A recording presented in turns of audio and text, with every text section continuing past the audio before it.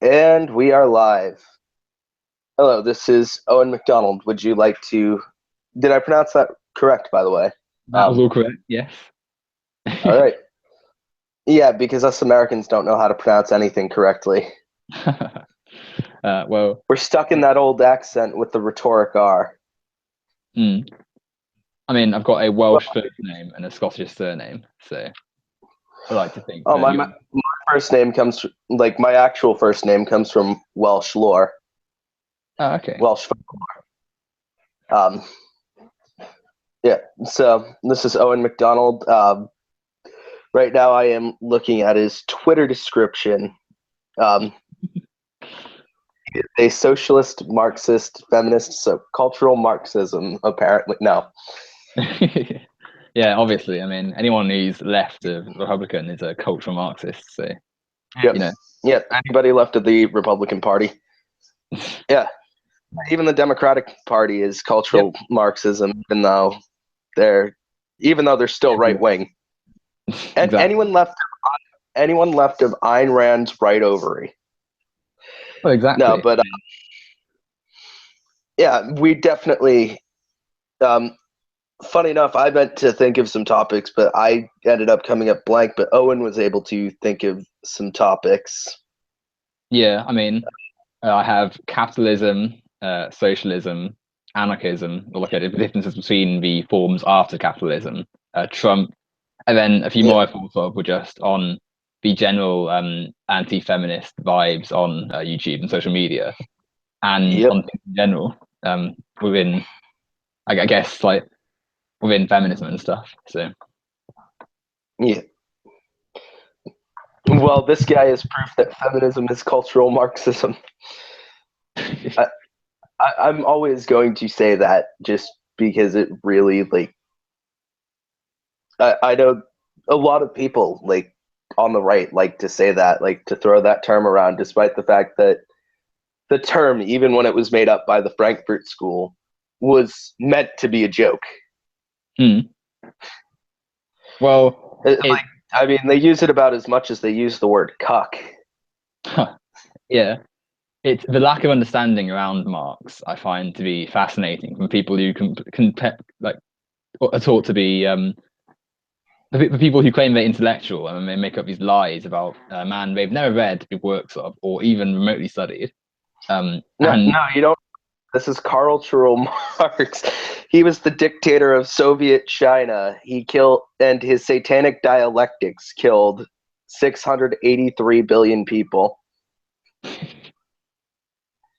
well, exactly. I mean, Karl Marx, like, I mean, he personally thought of them himself. Yeah.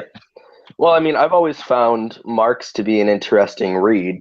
I mean,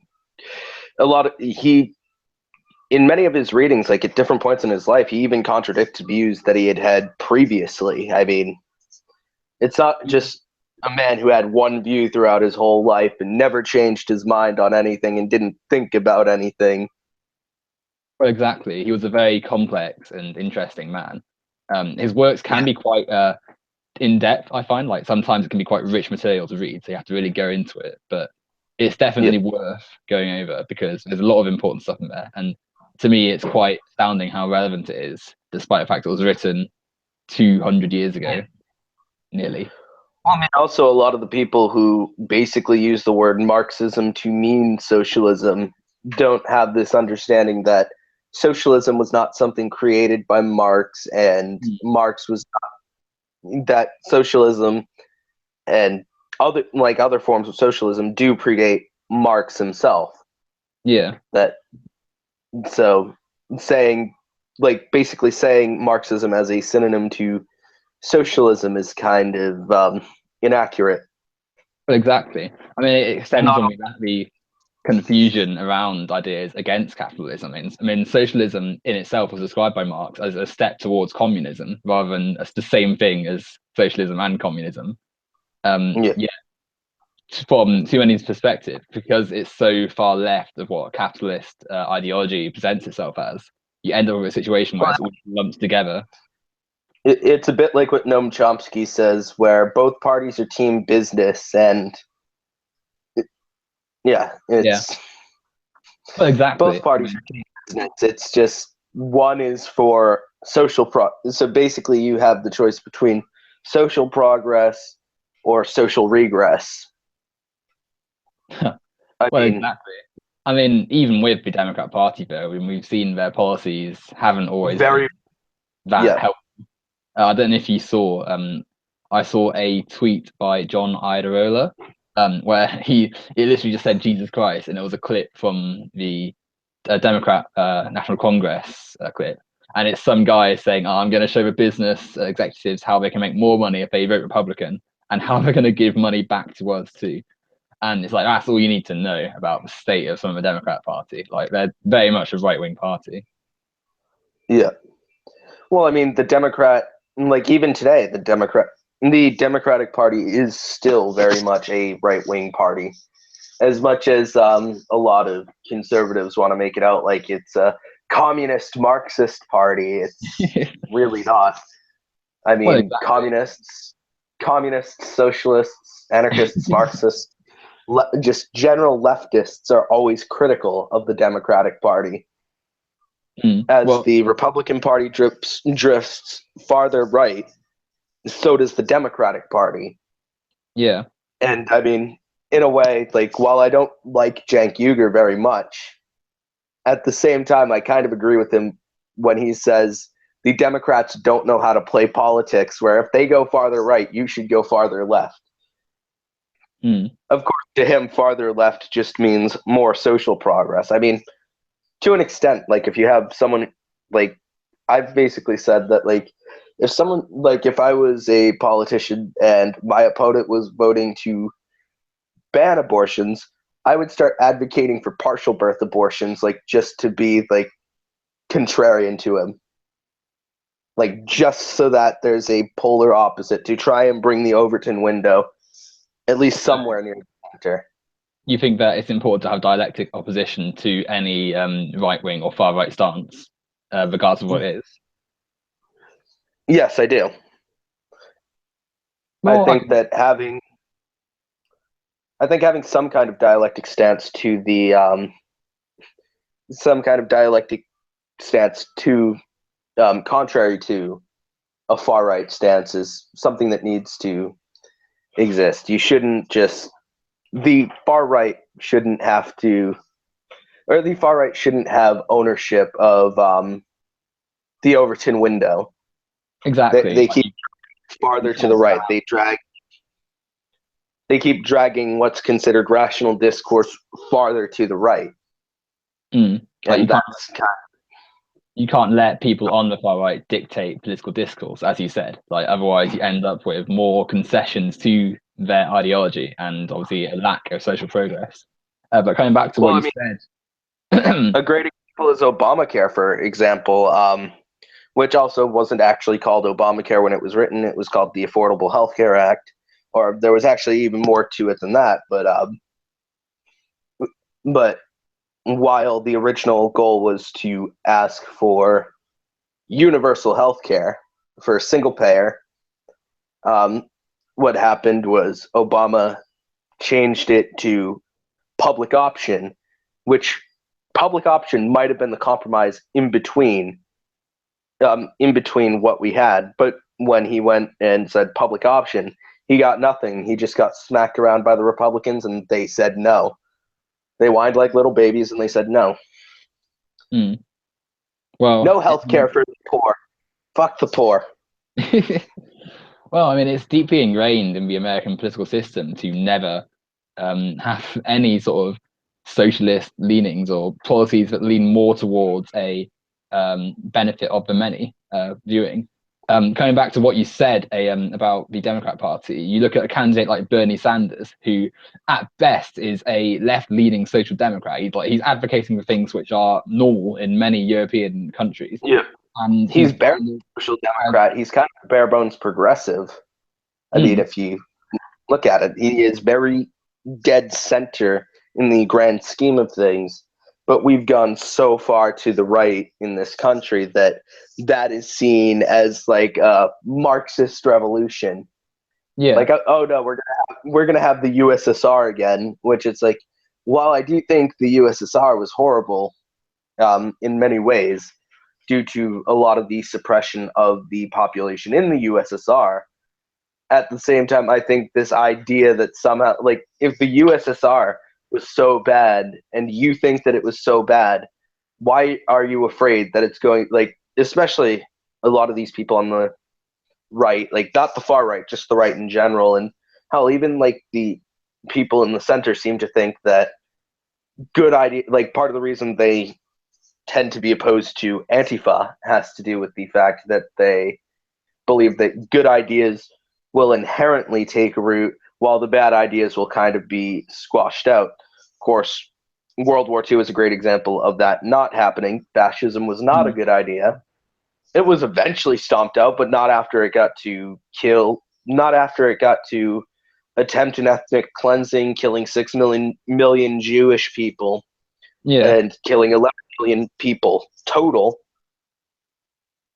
Well, You know, I think the USSR it sort of lost its way pretty quickly after the revolution happened. I mean, you look at there was a civil war, there was a famine, the Bolshevik Party went through a lot, and then Lenin, when he died, instead of transcending power to fellow like Marxists and people who actually shared his view of how the country would be run, it fell to Stalin, and it's quite clear to anyone with any sort of political knowledge that Stalin was not of the same line of thinking as his predecessors, given the fact that he literally purged the party of any Bolsheviks, and his main opponent had to flee to Mexico and was eventually assassinated in Trotsky. So, yeah. Well, I mean, Stalin was essentially just a dictator. He was a totalitarian leader. He borrowed policies from fascism to run the USSR whilst calling it communism. And that should tell anyone that his using the USSR as, oh, you can't have socialism or you can't not have capitalism because that's what happens. Anyone saying that is, I think, ill-informed. Then coming back to what you were saying about stomping out fascism, you're completely right. I mean, World War II is a very good example of why you can't just peacefully disagree. And in fact, in the Weimar Republic, the government laughed off the idea of Hitler rising to power. When they put him in prison, they thought that would be the end of it, and they kept saying that until he eventually became the president, or the chancellor even. And even then, they were saying, "Oh, well, we won't have him any power; he'll be fine." And then, obviously, the Reichstag fire happened. They got No, but you don't get it. You don't get it. The crap. I always laugh when I say this. If Neville Chamberlain had tried to compromise with him, nobody would have died in World War II. Oh wait, no. Neville Chamberlain tried to appease him and was disgraced. Well, exactly. And whilst I'm not a fan of Winston Churchill at all. I think he's a vastly over-celebrated figure, but his stance on his attitude towards Hitler was very important. I think that was quite important for fighting, and it was good to see that it wasn't appreciated, tolerated. I mean, also looking at what he thought was like. I don't mean to go off topic too much, but just a little sidebar here. Winston Churchill, what he thought socialism was essentially what the right wing thinks socialism is today. And at the same time, he was also a hypocrite because of how much he taxed the citizenry of Britain at the time. I'm not saying that there wasn't a necessity for that tax, because it was clearly wartime and they needed to make sure that they could fund their military to have the war. I'm not saying that, but I'm saying that it was simply hypocritical based on what he tries to say socialism is and tries to say that it's horrible, but at the same time implements exactly what he thinks socialism is. Yeah.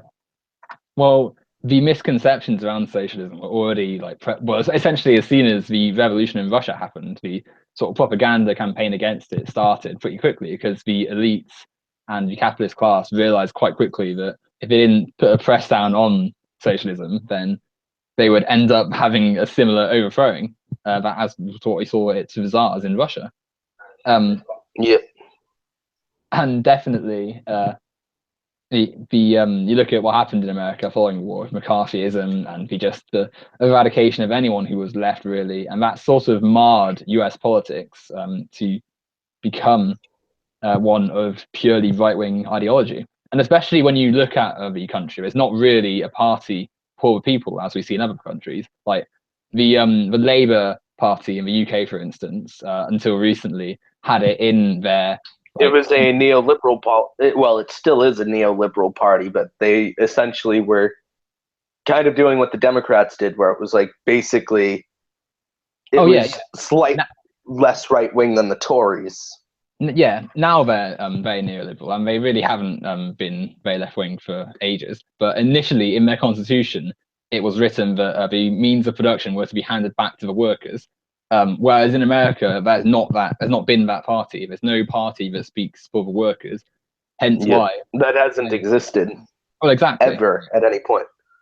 I mean, there have been. I mean, there are minor parties, but I mean, there's no major parties like that. But Yeah, Labor is a much more major party than, I don't know, Socialist Party USA, for example, or yeah, Communist Party USA, which I think the Communist Party USA isn't quite as good as the Socialist Party USA, but the Socialist Party USA takes many different tendencies. yeah. Um, like one of the official tendencies is libertarian socialism, and I mean um, there are some like Leninist tendencies, but they have to um, like Leninists aren't outright banned, but at the same time, it is very hard for them to get in because a lot of them have a bit. It's essentially it doesn't line up with the like it doesn't. Um, I mean, they do have some Leninists in there, but there's basically they have to be like less sectarian. My experience with a lot of Leninists is that they can be very sectarian, and especially with anarchists, they can be very hostile towards them. Hmm. But I mean, that's not always the case. But I mean, there's also, I mean, the libertarian socialism kind of goes against the democratic socialism, but I mean, it's basically meant to be kind of like left unity. I mean, I'm not a big fan of like left unity at all costs. Like the left can't criticize itself. Like we have to copy exactly what the fascists do so that we can beat the fascists. Like, I mean, even if we're not copying like their more bigoted stuff, just copying like the way that they think, copying like their kind of hive mind mentality. I Hmm. mean, I definitely agree that there should be solidarity amongst the left as much as possible. But yeah, the idea that it's like you should be unified at all costs, even if you find someone on the left to be morally reprehensible. Well, I exactly. mean, if It's some if there's a leftist who supports NAMBLA, I'm not going to be like, oh well, you're still a comrade. I oh mean, god. on a technicality, you are because you're a communist. If you are a communist who supports NAMBLA, but I mean, I'm going to find you disgusting, and I am not going to. I am going to try and avoid you as much as possible. Well, exactly. I mean, being left wing is such a broad thing. You know, it's like it's silly to just blindly say anyone who's left wing is my friend because I mean, you would hope that you want to have to spend time with people with views like that in Nambla. um, but no, I think the it's important to have discussions around what the future is, and just blindly saying not capitalism is all right for a bit, but then once you think about it, it becomes unhelpful because you don't know where you progress. Do you abolish the state? Do you continue the state but just entirely centralized? Like Yeah. where do you go? So it's important to have internal debate and outward debate about where the future lies. But I would say that For Marxists too, it also depends on how far in the future. I mean, when it comes to the ideas behind socialism, it has always been to at least eventually get rid of the state, to eventually abolish the state. Doesn't necessarily mean right away. And I mean, even anarchists, there's like this misconception that they want to just abolish the state right away. Yeah. It's more that we want to try and handle them at the same time as much as possible because we are critical of both the state and capitalism. Well, we're more than critical of capitalism, but we're very critical of the state and we're very critical of centralized power. Well, exactly. Like, well, I'm not an anarchist myself, but anarchy isn't about like I think people just think of like burning down cities, like tossing away everything, and like returning to just isolated communes and stuff with like no outward communication. But that's fun. That's fun. It's fun to burn down buildings. Fun to burn down whole cities. Like I've heard some people claim that Black Lives Matter did in Baltimore. They burnt down all the cities. No, they didn't.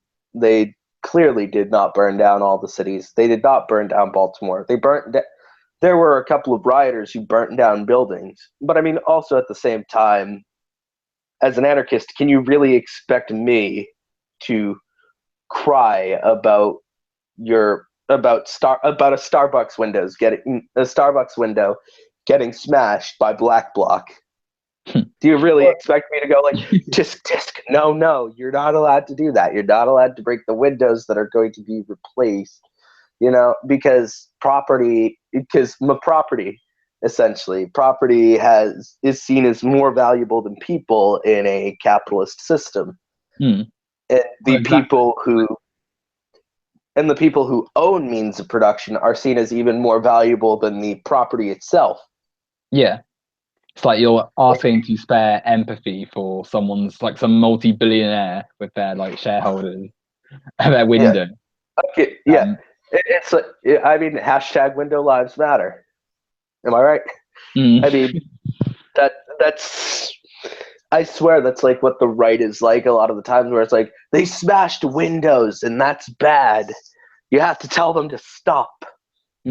Well, it stems from a deep-rooted fear, doesn't it, of the people rising up, because they realize that if the system is questioned and too many people start to oppose the norms and oppose the capitalist system, then they'll lose their power because they're relying on the workers doing their bidding. And if too many start to question that process, then all of a sudden their control and assertion disappears. So, yeah. Well, I mean, even in the U.S., I mean, while there has never been a major socialist party, there have been socialist movements that had significant parts of the country behind it. A great example is the Haymarket Affairs. There were plenty of, that was basically run by socialists and communists. I mean, there were definitely some liberals and progressives who just wanted better conditions, but there was definitely a bit of a socialist movement. I mean, the socialist movement are the ones who threatened FDR to a point where he decided to sign the New Deal. The New Deal was not made up by, I mean, a lot of liberals like to tout FDR as like this magical savior of the U.S. He did the New Deal all by himself. No, he didn't. What had happened is that basically socialists and communists had basically said, if you don't make these concessions and you don't give us these rights, we're going to turn this place into the USSR, into another USSR. And that scared enough of that scared about like half of FDR's like billionaire buddies to the point where they decided to give in. And then the other half just started to make right-wing propaganda that led into the era of McCarthyism. Yeah. Fun stuff. Well, exactly. Like, I mean, as good as FDR was, it's important to remember that no president is just some like individual like signing away bills, and there's always going to be lobby groups and pressure.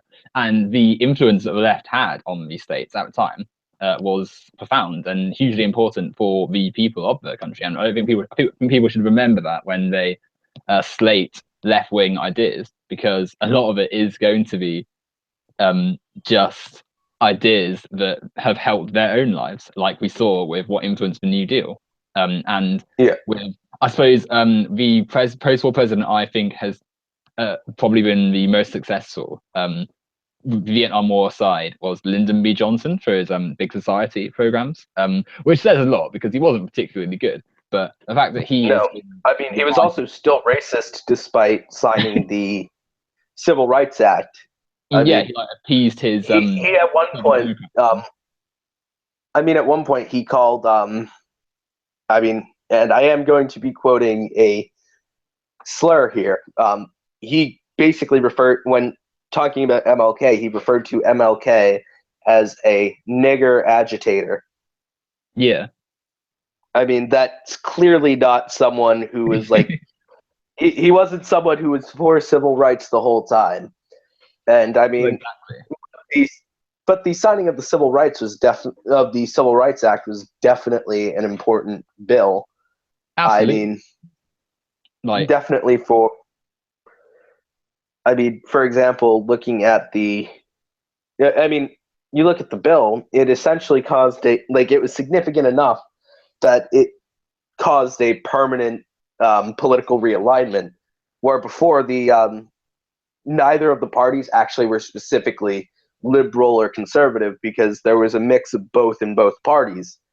Yeah. But essentially, the racist whites in the South, who had voted Democrat, basically realigned with Republicans, and then you got the liberal Republicans who realigned with the Democrats.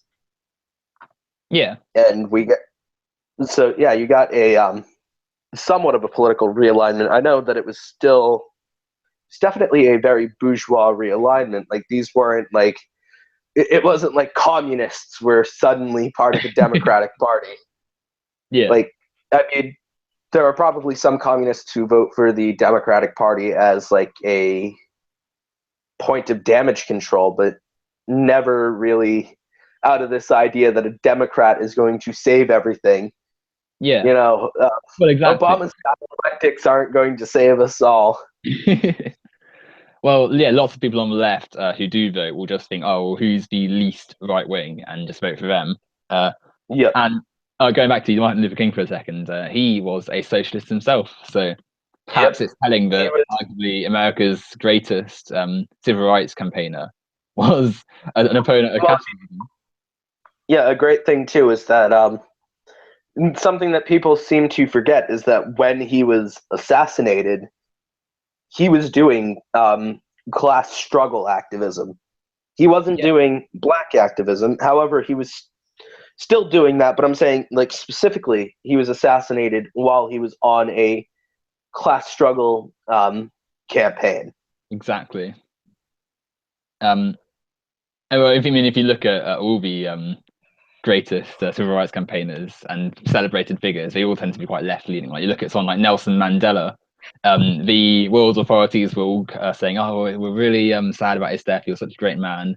When 20 years ago there were people calling him a dangerous commie. We knew he was a communist, but they were the hypocrisy of the world's governments when criticizing him. Well, it's like the Tea Party has semi-successfully co-opted Martin Luther King. They try and play the, like, Martin Luther King totally would have been he totally would have been in the Tea Party because look at his kids. His kids happen to be more conservative. Therefore, MLK was a conservative because he was a Republican, even though he was a Republican during the time when it was like when it was the party of Lincoln. Yes. Well, exactly. Like, when it was the party of social progress. Yeah, like, they take their ideas about being a Republican from like the 1800s, and it's like, oh well, Democrats were racist back then, so why are you voting for them? Vote for us. It's like, well, that's such a not only is your argument wrong, But it's what about maybe, racism now. yeah, Uh, it, it's clearly like it's about who's racist now, and the Republicans are racist now, while the Democrats aren't. Or well, they still are to an extent, but they're not as outwardly racist as the Republican Party, which has started to been like the Republican Party has been cozying up to white nationalists recently. I mean, look at the victory of Trump. You could basically white nationalists managed to get their candidate into the presidency. well, exactly. They They use Trump as a gave spook, and then through that coercion of populism, were able to win an election. And now the senior legislative positions are filled with white nationalists, white supremacists, yep, and pseudo fascists, and probably eventually actual fascists. yeah, yeah. Where I mean, I've basically said that while I don't think Trump is going to like turn us into like Nazi Germany, at the same time, I'm kind of scared that like if Richard Spencer decides to run in 2024 or 2020, that like who's to say he doesn't get voted for, and that the skeptic community goes, but he's just satire and he's just joking and he's just joking and he's being edgy, bro. Mm. I Well, I mean, mean, the reaction of that community to this whole transition of events has been quite telling, really. But I think that you're very right in saying that whilst Trump himself, I don't think he's a Nazi. I don't think Trump is a white nationalist. And despite the fact that he is proud of his German blood and he talks about how he's got great genes, I don't think he's like a literal Nazi. no, I mean, I think he's not himself like in possession of that ideology, but he's making motions to pass laws of the first stages of Yeah. fascism, and he's already cut out media that he doesn't like from Yeah. briefings, and yeah, maybe that's not exact, like it's not letting them print their stuff, but it's a step. Like you've not allowed the questions you don't like hearing to be answered. You Yeah. what else have you done? The He's obviously the throwing, Muslim ban is one, but again, if you can do that, then what else can you do? His senior officials aren't describing Islam as a yeah. religion, and thus it doesn't fall under protection of the constitution, so which will be easier to pass legislation to discriminate against them. Like Yeah. you've already seen the first steps towards more control and more. I mean, he may not be a Nazi, but he is definitely showing indifference to Nazis. Exactly, like he I mean, doesn't. look at Steve Bannon, who was a chief editor for Breitbart, for example. Breitbart, which is essentially the like a white nationalist version of the Inquirer. Essentially, it's a white nationalist tabloid website. Essentially, like Yeah. it always has pandered to white nationalists, and now it just seems that your average everyday conservative is starting to pick it up too, Mm. and they're not getting the dog whistles that are in there. Well, exactly. They Linking back to the skeptic community here for a second, like they're very quick to pounce on, oh, CNN is rubbish, the Huffington Post is rubbish, and yeah, they have their flaws. But what's more alarming is that the president and his associates take their news from Breitbart. And if you're that good a skeptic, you should be skeptically and analyzing Breitbart and how atrocious their articles are, and how easy it is well, I to mean, show how they're like false. look at the difference between CNN and Breitbart. At least looking at CNN at least has sources. If you read a story from them, they have sources that can be verified or denied. If you look at Breitbart, when they do have sources, a lot of the times these sources are um, misused or miscited. Mm. Yeah. So they're basically like an example that Sean and Jen did this, where they talked about fake news and they showed that they showed basically that Breitbart they covered this story about a German man.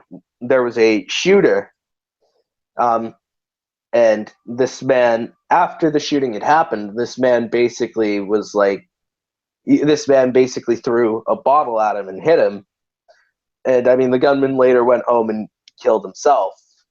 But people were, but basically what Breitbart has said is that it's like, oh, this man is being charged, and this was 2 weeks after the original article had been posted, because if you actually look at the updates of what that article, or if you look at the updates on the event of that article, there was an account where someone basically had didn't have their chronology correct.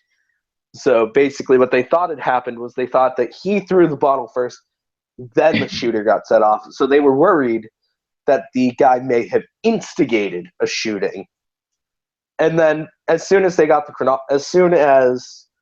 the police got the correct chronology, they were like, oh, yeah, you're fine. We're not going to charge you with anything. Yeah. I mean, you say you want, especially conservatives, they're like, we want police to do their jobs.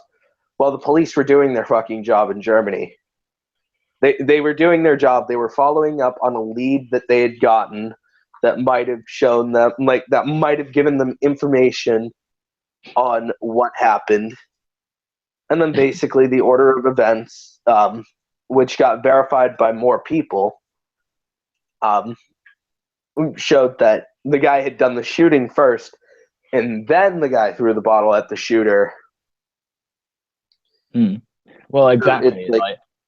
I saw a similar Sean Jen video on the Quebec mosque shooting, and just how they went overboard with the it's a Muslim, and how the story just kept on changing to adapt to the Muslims were at fault, a narrative, and then when it America now needs to build a wall at Canada because Muslims are coming over the border from Canada.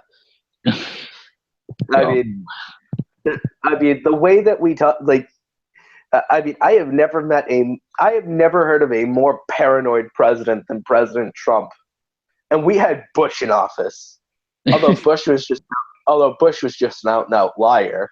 I mean, Iraq, they have weapons of mass destruction, and I mean, my position is that he knew he was lying.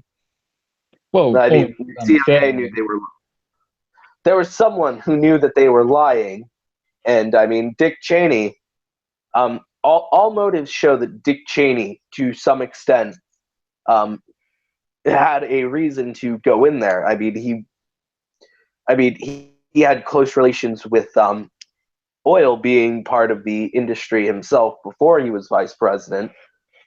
Yeah. So, well, look at the company Bush kept: Dick Cheney, Donald Rumsfeld, Condoleezza Rice. Like, these people, are out and out capitalist conservatives, and it's in their nature to do what's profitable for the US. So it was the weapons of mass destruction. Pretty quickly was found out to be a clear lie before we even went to war, and we also have the same thing going on with Iran, although it's not necessarily for oil, but we're basically seeing that people are lying about them having weapons of mass destruction, when the whole point of the Iran nuclear deal was that they had already had enough nuclear material to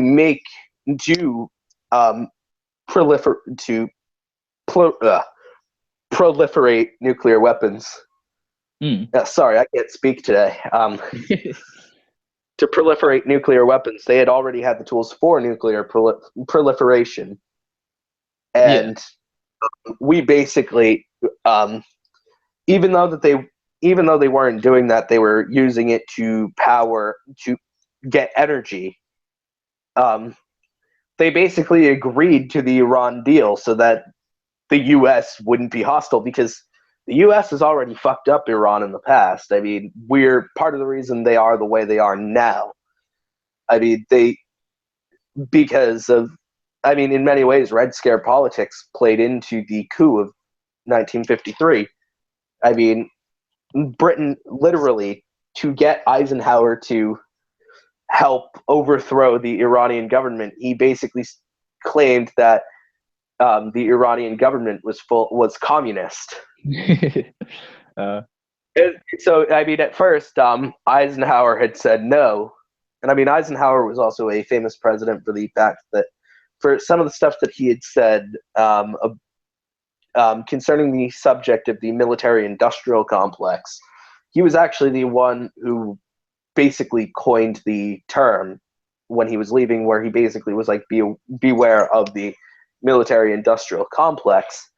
But yeah, basically, the word commie, and all of a sudden, America's got its baseball bat. Like, we're gonna crack commie skulls. Yeah. Well, if you look at the list of just American Yeah, atrocities point us across the to the world, nearest commie. like as soon as any potential threat to capitalist ideals comes into fruition, it's just send the FBI, send the army, disrupt everything. And the evidence of that is just the litany of deaths and carnage across Latin America, across Africa, across Middle East, across Southeast Asia, all because of the inherent need for more profit for the capitalist ideals. I watched a good video, the top 10 American atrocities abroad, I think, by libertarian socialist. Socialist rants. Yeah. Yeah, that was actually. Yeah, I watched that video, and that was where I learned a lot. I mean, that was basically like one of my starting points for knowing what America has done around the world. I mean, a lot of the things we've done to Latin America, especially in like the 80s. I mean, that like there are so many atrocities by the US that it's hard to keep track of them all. I mean, Well, under Obama, we were at war in seven different countries. And these were not wars that were official on the books. These were just countries that we had occupation in, and that we had that we were sending soldiers in to do acts of war, but we didn't have the war on the books. I mean, but everybody knew that the war was going. That it was essentially the U.S. fighting a war without Congress actually going and approving the war. I mean that, and I mean also to loop back to Bernie Sanders real quick. Looking at Iraq, I mean, a lot of people like to talk about how, like Bernie would talk about how he voted against Iraq, and it's like, well, yes, he did, but he also voted after, while we were in there, to continue to fund Iraq. That is not a socialist thing. Socialists, yeah. I mean, socialists cite going into countries for business interests as like something that we do not want to do, like the exact fucking opposite that we want to do. Yeah. Pretty obviously. But no, I think the on a wider talking point about the Middle East, I think the way to fix the problems there is to get rid of capitalism, because you look at how the Saudi Arabian government has benefited from US oil deals, and how it's been able to oppress its population with no real challenges because of the support it has and the way it maintains its power. And you realize that it's capitalism which enables this. Like, the people of the Middle East are not inherently like backwards people. You look at Iran and how they were moving towards a reform modern version of Islam, with like far less cultural traditions thrown in that are oppressive. And then all of a sudden, like, US joint intervention, and we're back to a very traditional, regressive idea of Islam and politics. And that's the same across the Middle East. Had we not had the ulterior motives for possessing oil and benefiting the economy of the US, then the Middle East would be a far easier place. Because you look at the Arab Springs, and it's clear that people want change, but because of capitalism, that change is highly unlikely to ever spring into fruition. Well, I mean, just generally looking at, I mean, even beyond there isn't necessarily as much of a capitalist structure in these countries, but capitalism abroad exploits these countries just as it exploits any other country. I mean, look at the Congo. If it wasn't for capitalism, we would not have children in the mines in the Congo. Yeah. I mean,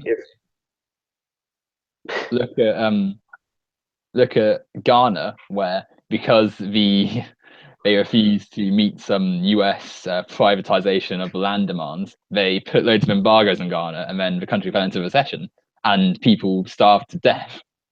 It's like Yep. they can claim all their morality, and they can claim all their socialism and communism leads to famine, but capitalists are more than happy to famine to happen if it means they can save some profit and punish those who don't admit to their profit. Yep. And more, obviously, if this doesn't get reported as much because it's damning to their own motives to criticize themselves, so the media won't report on that. And it's telling of capitalism. Well, I mean, like a great example is while I am, of course, like not necessarily the biggest fan of Cuba, and I do think that there are many problems with Cuba. Um, at the same time, people talking about how it's like failed and talking about like different countries failing because of socialism. They're not failing because of socialism. They're failing because of embargoes put on them based Yeah, on the fact that they have shown support for socialism. well, I exactly. mean, Like Cuba itself is a complex and interesting country to discuss because whilst it isn't, it's not really like socialist. It's like authoritarian yeah, socialism, and there's not really workers don't really own the means of production. It's more Castro does, but it's not as simple as just socialism has kept them back. Like you said, like the US has essentially cut off Cuba from the rest of the world. well, Um, I mean, also just generally looking at Cuba, like they unlike many other countries actually managed to survive through their embargo and managed to grow. And like I said, there are definitely problems with the fact that the Castro family essentially owns the means of production. The government owns the means of production, not the citizenry, not the workers. hmm, They yeah, don't own the means of production. like there's no power transferred to people at all. But then you can look at the elements of actual socialism that have been implemented. Look at the standards of healthcare in Cuba, which are like light years ahead of many Western countries. Yeah. Look at Well, the I fact mean, that people like to bring up that Castro and I think Che Guevara was like a horrible person. He was eager to like even like the people who he considered his comrades even said that like they thought he was way too eager to kill children, and he was pretty bloodthirsty. But I mean, generally people like to bring up, oh, the a lot of the Cuban revolutionaries were like massive homophobes. I mean, well, one, that's like trying to say that America, like if we had tried to make that point on America and say, well, capitalism is bad because American homophobia. I mean, like they'd basically look at us and say, well, that's not an argument. But it's like, oh, you can't like socialists because look, Castro was homophobic and he persecuted gay people. I mean, yes, he did, but at the same time, um, also gay rights came about sooner in Cuba than it did in America. well, I mean, exactly like Castro like got rid of the homophobic policies before the American government did. yeah, Like, I mean, while Clinton and Obama were arguing that marriage is sacred between a man and a woman, in Cuba, you were able to get a sex change free of charge. well, exactly. That's Like, and then also, what other things are there? People live longer on average in Cuba, and they're happier on average in Cuba. And a really interesting stat I saw was when the Ebola crisis happened in Northern Africa, or Sub-Saharan Africa rather, a few years back. Cuba sent more international aid than the US and the yep, UK combined. And if that isn't yep, damning enough on the state of capitalism compared to socialism, then I don't know what is. yeah. Well, I mean, and again, there's also problems like, I mean, America definitely has more freedom when it comes to art. Cuba had a lot of censorship of art. I mean, Yeah. I can't necessarily blame them for not allowing American, like specifically American propaganda to get through. And I am not using propaganda in the liberal sense, which is that like, oh, propaganda just means that it is inherently false, which is, I mean, as Noam Chomsky has put it, before the modern liberal usage of the word propaganda, people used to openly engage in propaganda, and they even said that it was propaganda. but now with the new liberal definition where it's always meant to support, where it just means that it is inherently false, we still engage in propaganda, we just don't call it propaganda Yeah. because it's now seen as a negative term inherently. But like, I can understand them not wanting to let American political American political discourse through completely, because I mean, propaganda definitely has its power. I mean, that's the reason why it's called propaganda. Like, there's a reason why propaganda has like an association with this. But I mean, I basically use propaganda to mean, and I'm pretty sure that this is the definition, and I think it, or at least it's a little bit different than this, but I basically see it as like anything supporting a political agenda in general, pushing any kind of political idea. They don't want people who, I mean, in American propaganda was definitely trying to push, it was trying to rail against socialism in a very aggressive way at the time. I mean, I can't necessarily blame them for not wanting to let it through, but there was definitely censorship in art, and there were quite a few restrictions on very personal freedoms that you could have. And I'm not talking about like private property rights or ownership of means of production, because that is not what I have an issue with. I don't have an issue with the fact that people couldn't own businesses. I mean, that people couldn't own businesses and hire workers for less than a living wage. Yeah. But Well, I mean, but I mean, art is like a really big thing culturally speaking, and having censorship of art can be it's quite totalitarian. There are issues with it, and I mean, we can criticize that and still not be against socialism. The way I see it, Cuba isn't necessarily like a paradise, and it isn't particularly better than America, but it beats America in different spheres. I think the most important thing to realize is that as soon as you defer from the fact that workers do not own rights, the means of production, you don't really have socialism. And as that's pretty quickly easy to identify in Cuba, with the curbation of civil liberties in that way, and the fact that, like you said, like he censored a lot of art that was against his pro-American art, that it's not really a socialist country purely. But at the same time, like you said, it's important to comprehend that the socialist policies that were followed were successes, and that's been true across many socialist countries. Venezuela is another country which gets tried to. Sorry. Which a just side note that I think should be said is that socialist policy does not inherently make a country socialist or a socialist hybrid. It's socialist policy just means that it's policy that often derives from pressure from socialists. So it's in many ways it's kind of social democratic policies, such as universal health, for example, which is something that Cuba has. That's not inherently bad just because the country is authoritarian doesn't mean that you need to have authoritarianism in order to have health care, or in order to have universal health care.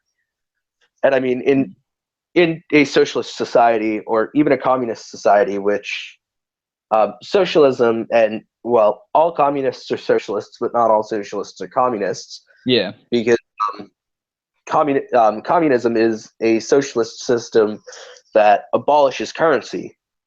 But I mean, in a socialist society, there would not be a price for going to the hospital. You're not going to go in debt. But I mean, also at the same time, debt wouldn't be something that really exists because you own the means of production, and you are, like, I mean, depending on the system, there are, like, I mean, there's mutualist systems. I mean, anarchism is even very diverse in what they think of communism and socialism, and how they think about dealing with like the system when it comes to laborers, people who I do use the word labor because of this theory called the abolition of work, which work basically is described or is defined in this theory as forced labor that you are forced to do.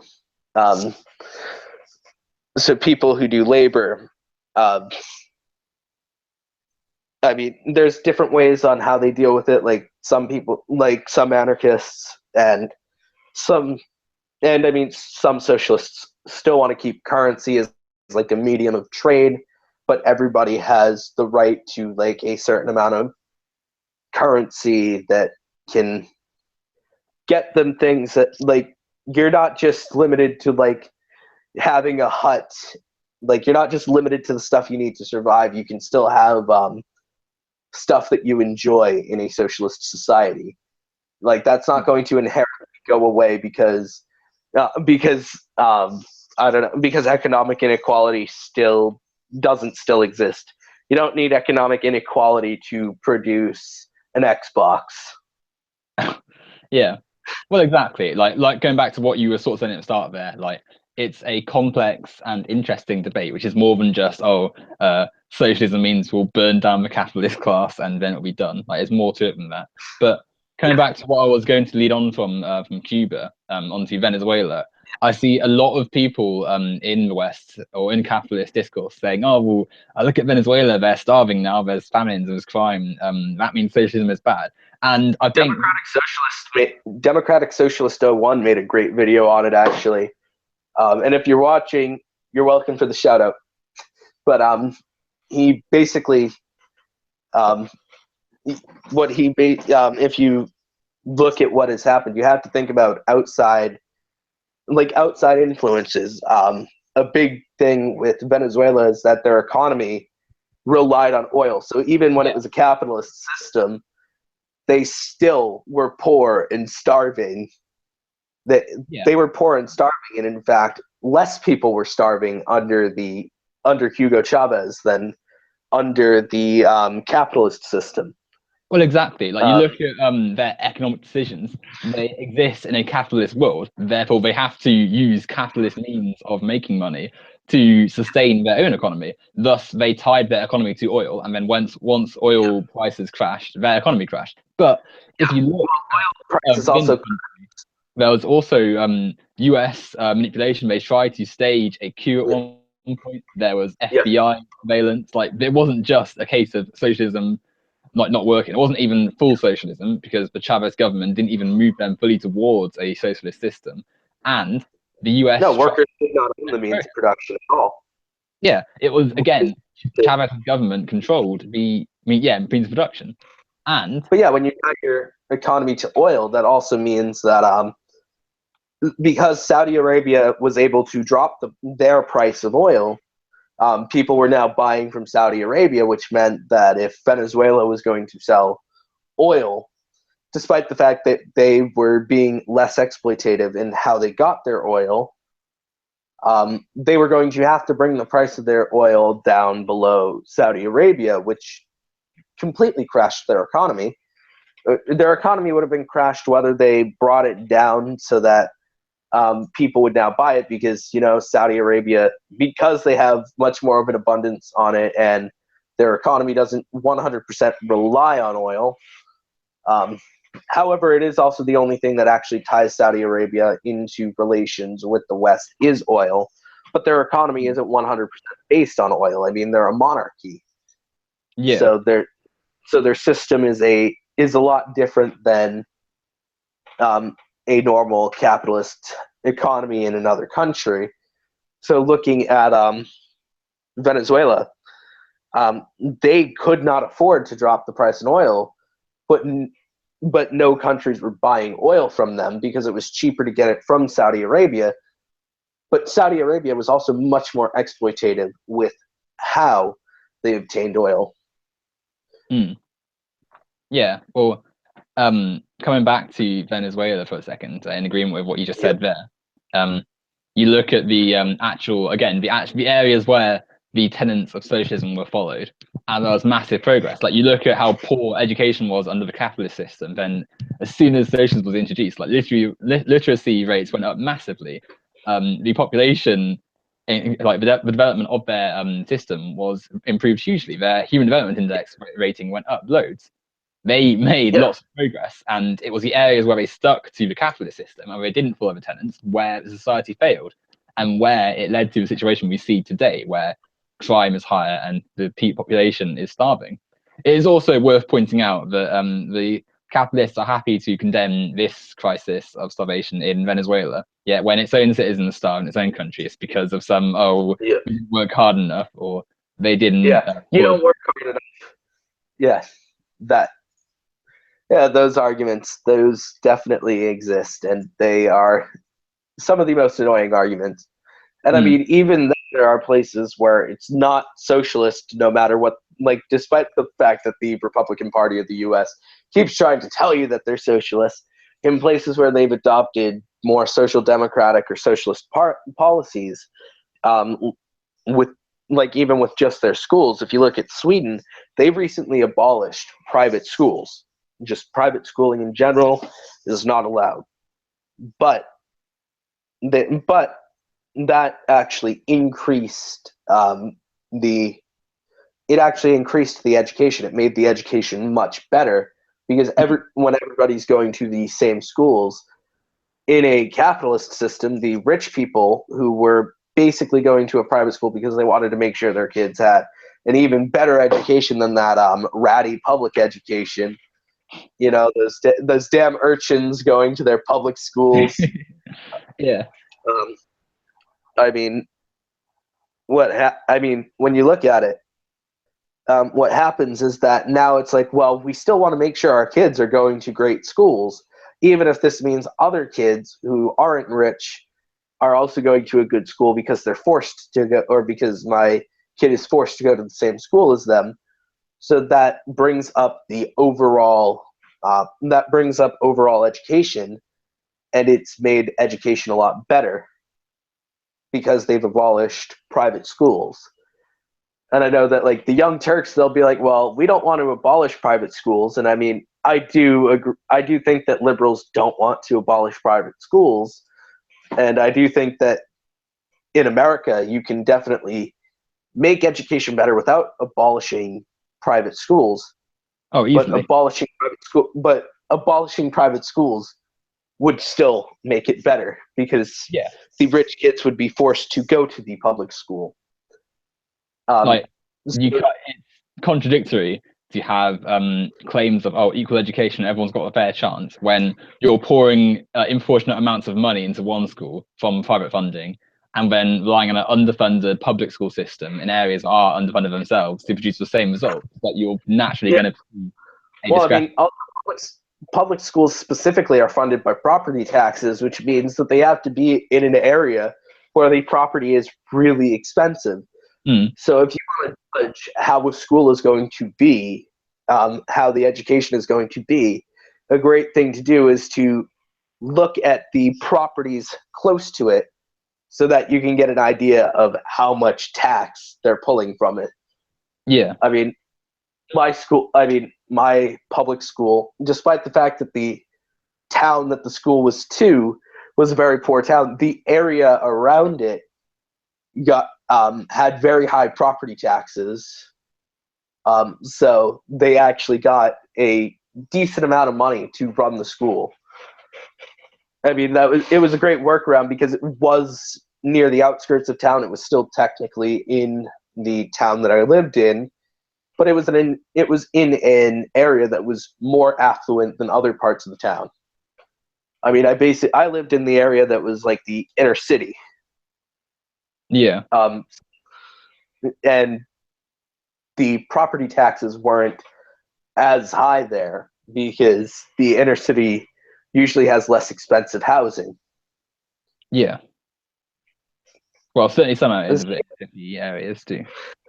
So even public schools, not all public schools are created equal. Yeah. I mean, you look at, because black people happen to be in more poverty I assume all around the world in general, but in America especially. It's in America more because of segregation, and because the fact still, obviously it's not segregated anymore, but the areas were largely containing black populations, so they've stayed there, or they're still black. Thus, they disproportionately have less money spent on them, and less. Yeah, because it's paid for the property taxes from black people who are already in more poverty, which means that they're getting a shittier education due to the fact that they live in their situation. I mean, it's like you want them to pull themselves up by their bootstraps, but you keep cutting their bootstraps off. Well, exactly. It's like you're telling people who your system put there in the first place, well, if you work hard, you'll do well, in a system that's rigged from the start to not benefit people of less affluency. It's like, Yeah. what do you expect is going to happen? There's not going to be as much success in those areas because you've given them less equipped schools with worse poverty rates, and then cut their funding more, as this government's planning to do. Like, yeah. Well, I mean, yeah, and I mean, it's not necessarily just black people who face poor education due to their poverty. Just also areas where there are a lot more rural areas that have where the white population happens to be more poor than the general than like the rest of the white population. They also suffer because they're already poor. The capitalist system has already put them down there, and they can't get up because education, which is supposed to be the great equalizer, they get less of it. This is a system where the rich grow exponentially richer and the poor either stay where they are or they get even more poor. absolutely. Like, and the rigid and angry defense of this system from people of affluency is largely a testament to that. They don't want to lose their status, which hands them an easier ride through life. Well, I mean, also in general, looking at, I mean, yep. Sorry, you can go on. I mean, and then the upper classes then feed this propaganda and this misinformation about capitalism to the lower classes, the poorer earners and working class, by essentially arguing, look what happened to the poor in socialist Russia. They all went starving and stuff, and then they'll use that as a tool to maintain the inherently unfair system. And then you end up with people of the working class, like someone, for instance, like War Corps, to use an example, who are so pro-capitalist that they fall into almost parody. I remember debating him, and he was saying, capitalism gives everyone a fair shot at innovation, and it inspires. Well, I mean, I didn't debate him at capitalism, but I think that would have been very funny had I done that. I debated him on feminism, and that was just, you can hear him cracking cans throughout the whole video, and it's like, oh my god, like, could you at least debate me sober? Well, I had two debates with him. One was a 4-hour one, and it was feminism initially, but I said, a female business owner has a very low chance of becoming successful, and then he was like, men do too, and I said, that's a sort of capitalism, and then he went, you hate the system that's given you everything, and it's like you can just see where it went from there, like. So, and then the second one was focused on capitalism versus socialism. Well, my friend Red and Black Revolutionary has he's never debated him in Hangouts, but he has in the past he did debates back and forth on like an anarcho-communism system versus his neocon capitalist system, and I mean, it's quite funny. My friend, of course, he's open about his name, so I'm not doxing him here. Jake, that's his real name. He basically so Jake essentially, like, in a couple of hangouts, he's basically said, I'm still waiting for Workcorp's 600th installment of Communism Doesn't Fucking Work. Well, it's true. He just like parrots all these statements about socialism and communism that make it obvious that he doesn't really know what he's talking about. Like I got him in my debate about feminism with him. I got him to admit that he has never read any feminist theory. That he is familiar. This is a nice segue into feminism, by the way. Yeah. It's like, well, I kind of thought about that. I'm like, well, I mean, that was like the main admission that I wanted to get when I went into the hangout, like even if I like absolutely sucked at the debate, which you could actually see the debate on my channel, I did, in my own opinion, suck at the debate because it wasn't a very formal debate. It was a YouTube style debate. Mm. But but I got him to admit that he has not read any feminist theory, so he does not know what the feminists are advocating for academically, and he just sees things through the lens of the anti-feminist. Mm. Someone who's, which I mean, the lens of an anti-feminist is often not looking at a feminist themselves, but looking at a second-hand account or a third-hand account. Often it's an account, like for someone like War Corpse, it's an account of an account of an account of an account of an account of a feminist. Yeah. Like you look at he'll say things like, "Oh, feminists achieved equality 100 years ago when we got the right to vote." Like, and then he'll also say that, "Oh, well, first and second wave feminists are good, but we're all right, but third wave feminists are bad." Well, if he's saying that they got equality in 1922 or whatever, but then he's also saying that second wave feminists are good, then Emma he's Goldman, himself because that's not Emma Goldman would Emma Goldman would laugh at that statement that women achieved equality in 1920 when they got the right to vote. Well, he ignores black women for one, and it's such a laughable concept for two. But... Yeah, segregation was still going on too. So yeah, but again, he throws out all these like blank, void of any reasoning statements. There were still black people in areas that weren't allowed to vote, and then there were black women, especially, who were victims of both misogyny and segregation. Well, exactly. But then So it was definitely an intersection there. Yeah, but then to a person like War Corpse, intersectionality is it's not something he wants to tackle. It's like I remember once he did a 20-minute video response to a comment I left on one of his videos, and it comes to the point about a Mexican feminist, and he's ranting on about, oh, there's no such thing as black feminism, there's no such thing as Islamic feminism, and it's like you've not read anything about it, you don't know anything about it, and you just like spewing out nonsense based on preconceptions and buzzwords. Intersectionality was literally founded by a black female socialist who basically believed in this idea of intersecting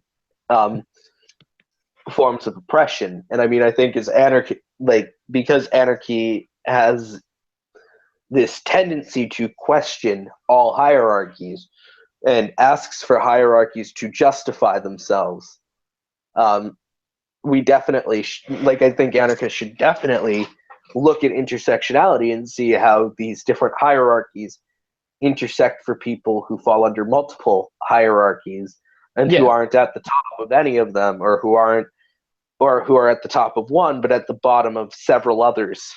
Well, exactly. Sure, I mean, I am a white guy, even though I'm like ever so slightly I get a little bit of non-white in me, but I mean, I'm still people look at me, they're not going to see a Native American or a black guy. They're going to see a white guy.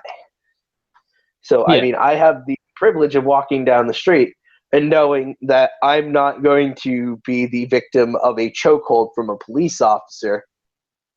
Even in my dealings with the police, which haven't always been positive, I haven't been killed yet.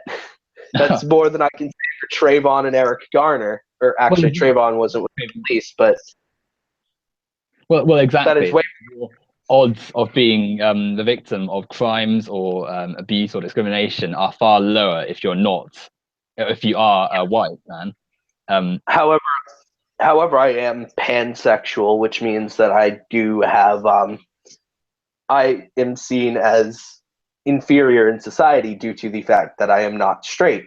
I have a lot of prejudice due to the fact that I am not straight. Of course, that one isn't necessarily as out in the open as the amount of melanin in your skin. Yeah. But if you're open about it, you can see a lot of problems stem from it. even Exactly. just the suggestion that someone might be gay can be pretty damaging Yeah. because of how society perceives it. Like there's always like preconceptions like in people's minds. Even some of the most progressive people still have innate like little societal discriminations built into them from an early age, which goes against them. And that's why I think it's important for opponents of capitalism to also include feminist theory and anti-discrimination theory and social justice within their works, because to fully understand why it's a bad system, you have to look at the oppressed groups and those who aren't benefiting from the privilege in more ways than one. Hence why intersectionality and other topics is so important. And hence why to be an opponent of capitalism, you also, I think, have to be a feminist, really. Yeah. Are you familiar with this channel called Operation Anarchism? Because I mean, I used to be part of this like platform that they started, but I mean, basically, like the guy's very brocialist, and some of the things he says about intersectionality, you can tell that he clearly hasn't actually read intersectionality theory, and he clearly doesn't understand it.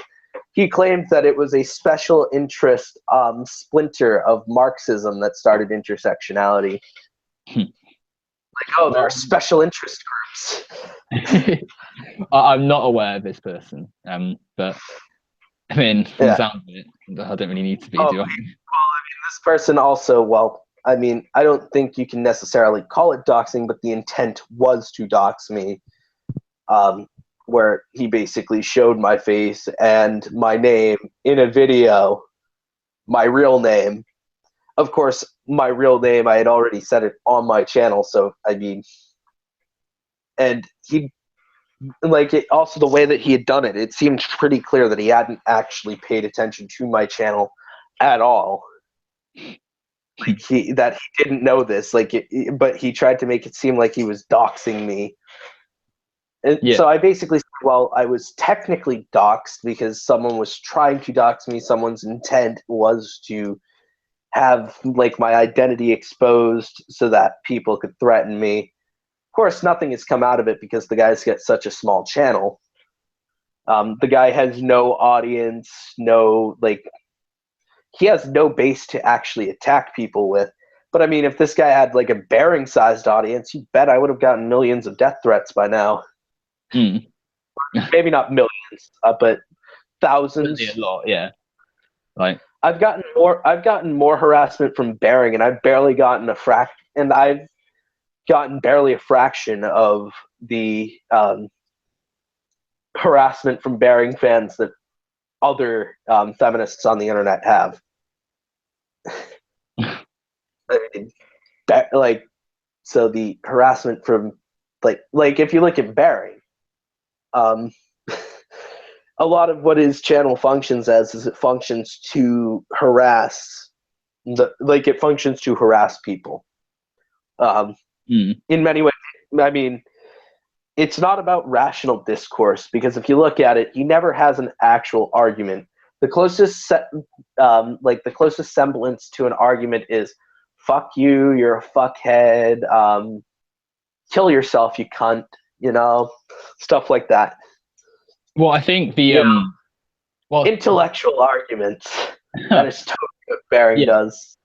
Well, I mean, you look at his videos and you'll see, you'll see the initial thumbnail is a good precursor to what's going to be in the video, and it'll be like a face of them, maybe not, like out when they're mid sentence, they'll be like going her or racist or like retard or something.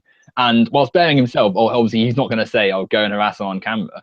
The language he uses against the people in the videos is a precursor to that. So and in one of his videos, he calls a feminist he's criticizing a dumb broad, and he's like showing her no respect as a person. And not obviously like you don't have to agree with her arguments, but if you don't show respect to a person, then his fans are going to follow suit.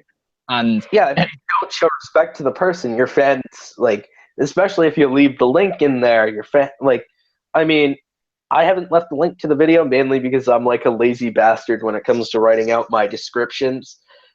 But when I do link if I were to link a video, I'm going to make sure that I'm showing respect to the person because I don't want my audience to go and harass this person because he has the wrong impression. Mm. Like I don't want to, but I mean, yeah, it's like if you're showing respect to the person knows that clearly you don't want them to go over. There still might be a few people who go over, but I mean, it's the difference between a few people and thousands of people who go over to Dogpile. Well, that's If the thing as well. Like, you look if at three, the oh people who go sorry, over, well, I'll finish. Sorry.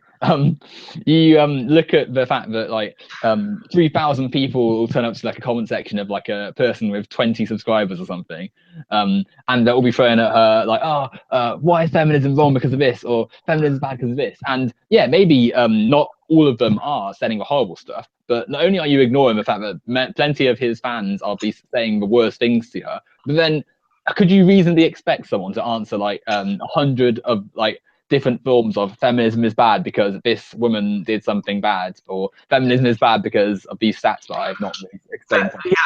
feminism is bad because Lena Dunham. It's like whilst I don't like Lena Dunham, and I mean, part of it has to do with the fact that she molested her sister, but I mean, also she's like a total white feminist. Like she kind of rejects a lot of concepts of intersectionality. At Well, the yeah, same time, and I mean, I've basically said like I made my opinion clear on YouTube, which meant that I got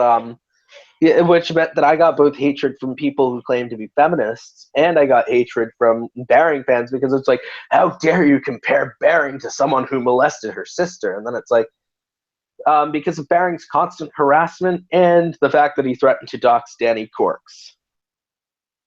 And then, of course, you get the Bering fans who believe that Danny Corks and Christy Winters orchestrated the dox.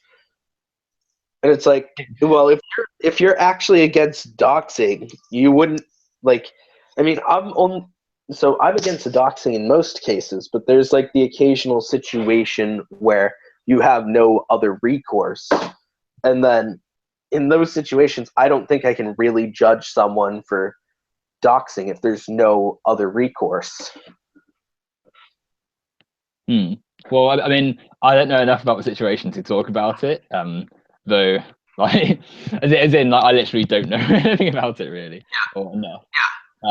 Well, But I mean, I'm just saying though, like you wouldn't like. It's like, oh well, if Danny Corks and Christy Winters actually doxed him, like he could try. Like it would make more sense if he was trying to make a case with the police to say like, hey, this person released my information online in an attempt to harass me. No, I know, like it's a ludicrous situation. But going to what you were saying about Lena Dunham and that brand of feminism, I mean, I think that I do get annoyed with the I guess I call it liberal feminism, like the sort of feminism aimed exclusively at issues that affect a small band of population. And I think the problem that feminism, or a lot of people criticizing feminism, are criticizing this brand of feminism, which is like very small issues perpetuated by people like Amy Schumer, and there's another one. I can't remember her name, but people who are sorry, Emma Watson, sort of her, but not her as much. But not as much. Which it's funny because like with a lot of these people, I don't necessarily hate them, but like their brand of feminism can kind of tick me off. Where it's like it's too single issue. It's just there's no wide scale criticism, thus it's very easy to like portray it as this just like elitist version of privileged people complaining about small things, when in fact there's far more to a feminist argument, and even the points they're talking about aren't necessarily wrong, but because they're so exclusively focused on stuff that doesn't really affect the majority of the population, it's easy to dismiss it as elitist feminist bullshit, as people call it. well, I mean, even then, I've met a lot of people who, whilst they describe that they hate this the most, at the same time, they seem to get pissed off at intersectional arguments too, calling it SJW bullshit and stuff like that. Like, and they will even be like, oh, well, I hate the intersectional feminism even more than I hate this feminism because the intersectional feminism combines all the elitist issues into one, and it's like I mean, in many ways, it seems like a lot of people who have issues or who have issues with society don't want to look at the possibility that other people may have issues that they want to deal with that you should care about.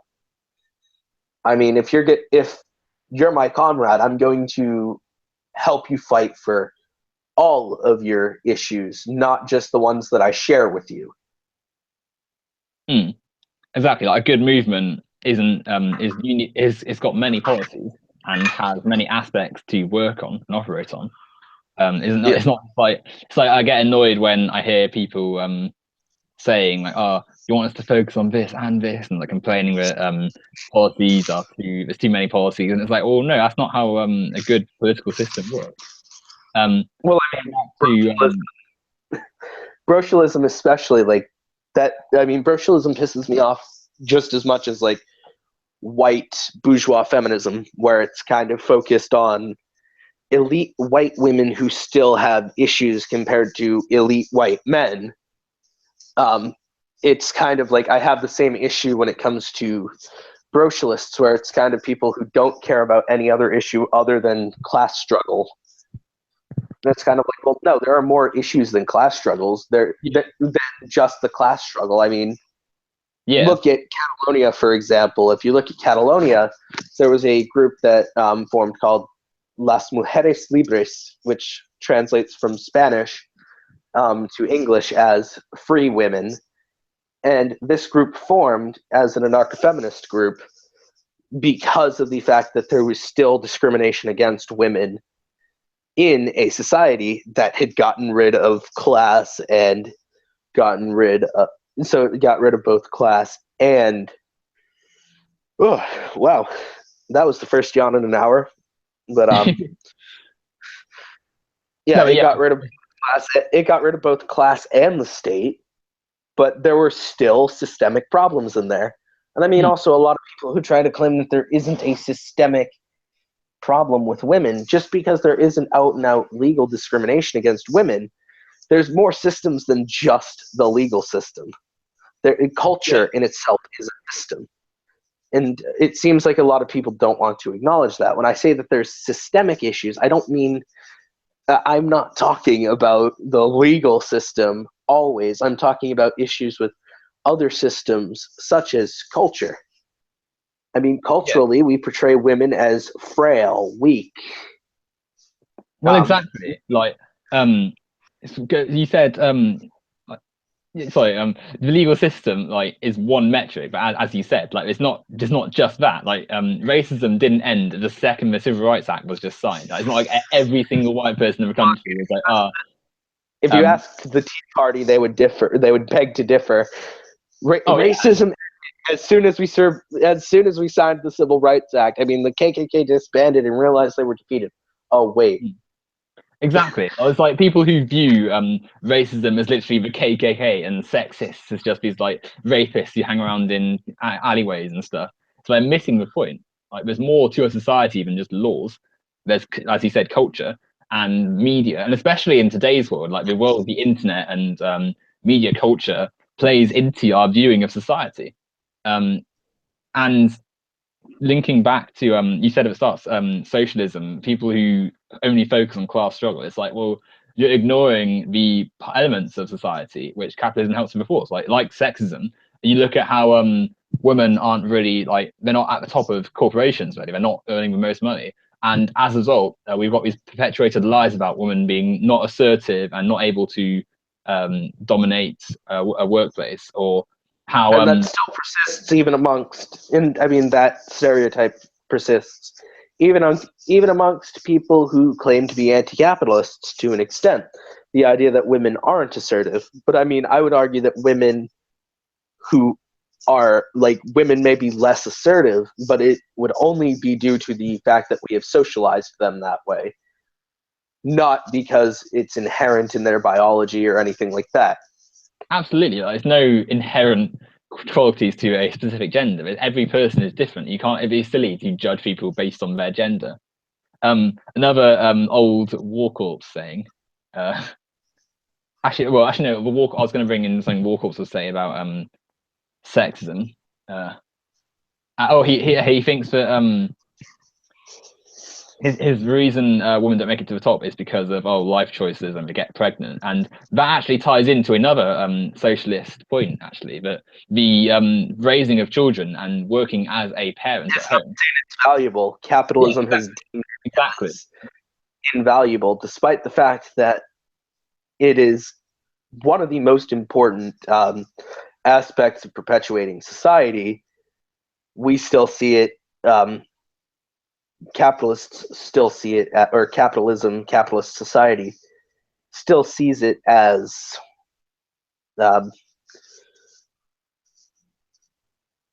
we still see it in capitalist society as like it's not not valuable. it's not valuable.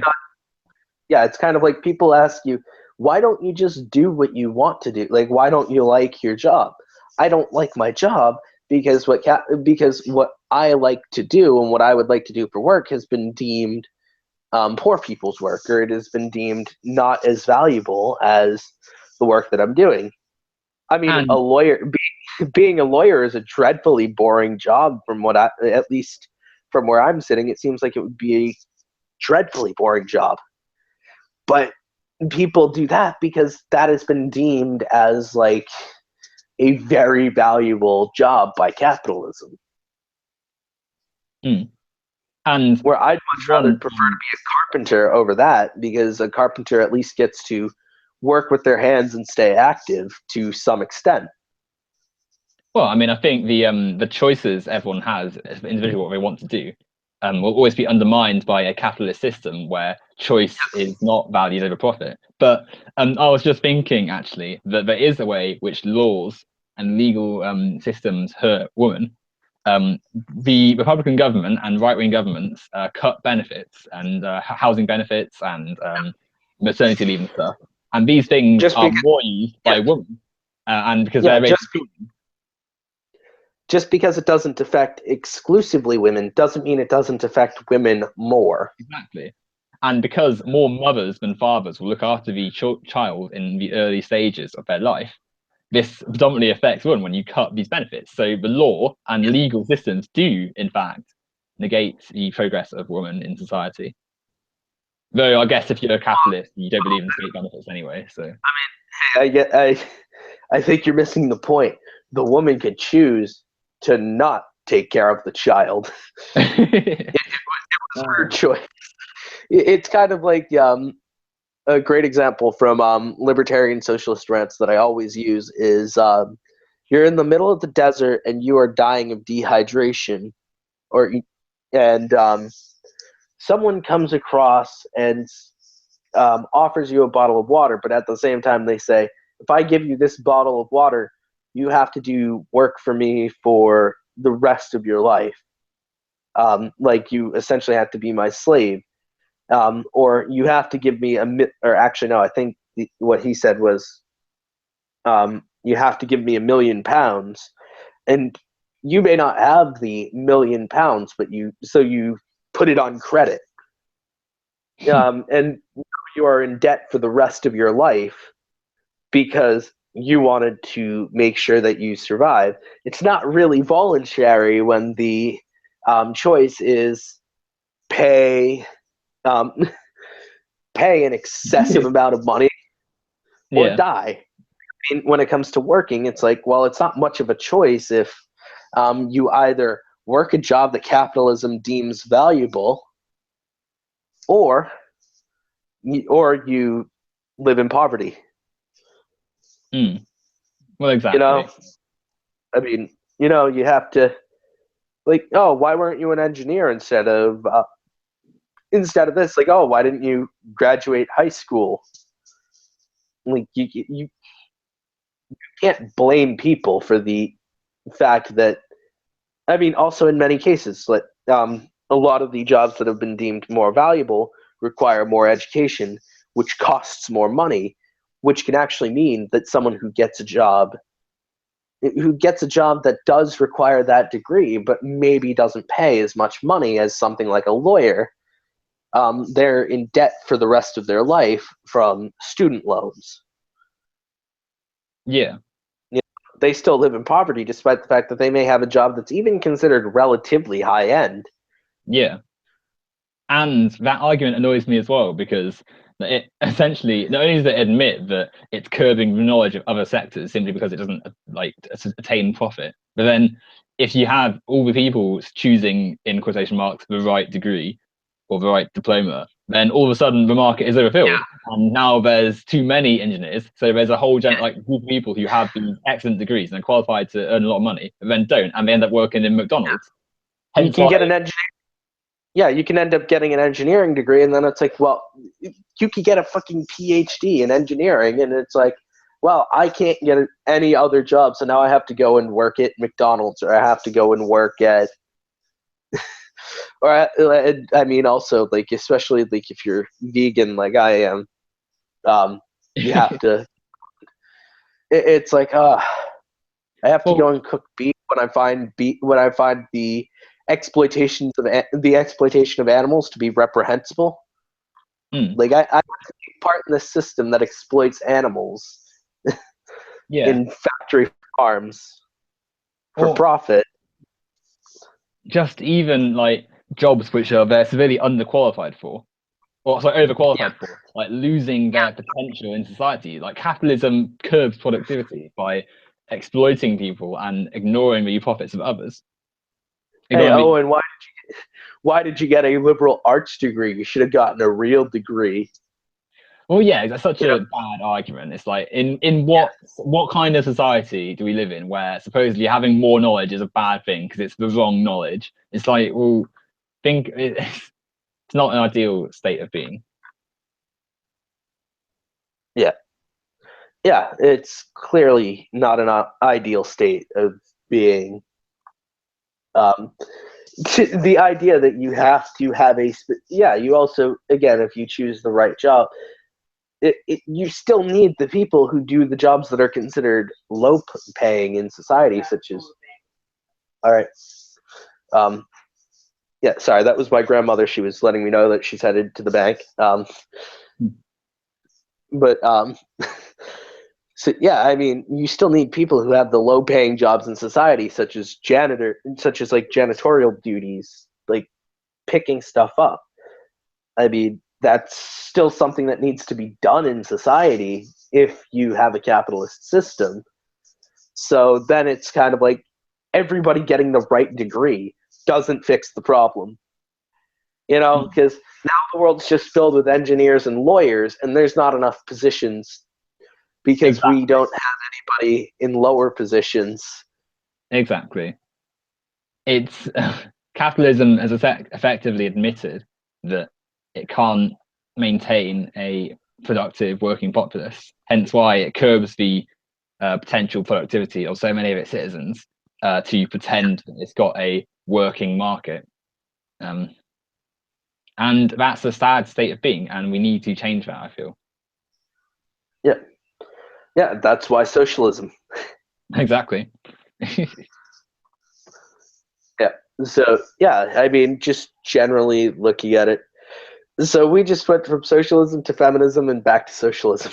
That's very true. But I mean, the two are kind of linked. Like I certainly see it as yeah. Well, I mean, I see all the issues that we're talking about as linked. I mean, yeah, also like I mean, I like a lot of people in the social justice community, and I think the social justice community is great, but I think that sometimes they can fall into like very liberal and anti-communist arguments. In what way? Just so like you kind of get people who like are like, well, no, you have to have the Senate, we still have to have the job market, you still have to have the boss, and it's not everybody in the social justice community, as the social justice community is diverse.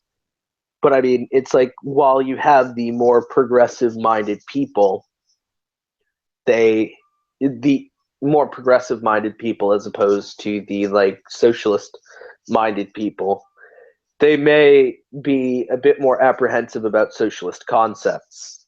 I mean, well, I think a lot of people, certainly in the States, are always going to be a little bit not as like naive about it, but like less informed. Thus, they won't speak about it as much, and thus they'll focus purely on the paradigms of feminism without necessarily touching sexism. But I mean, unless I think a lot of people can be sort of won over and convinced by it if you just Oh yeah, like. I'm not saying that it's impossible. I'm just saying that this sometimes happens. Is that because of our capitalist society, it's so ingrained that even people who want progress don't necessarily think about capitalism. But no, there certainly needs to be more discourse about anti-capitalism in society because it's how you explain a lot. It's how, I mean, I recently did a video on this, but it's how, in my opinion, someone like Donald Trump was able to rise to the presidency because he exploited the lack of attention being given to the working class that had been exploited by capitalism. He made his campaign one of anti anti-globalization, anti-elitism, and regardless of the validity of that, and obviously it wasn't valid at all, and it was laced with lots of anti-immigration, and obviously he's a terrible person individually, but the message was good. And next to Hillary Clinton, who's very much the figure of the neoliberal Democrat Party, it's easy to see why so many like working class citizens and people in Pennsylvania and Iowa and Michigan and likewise.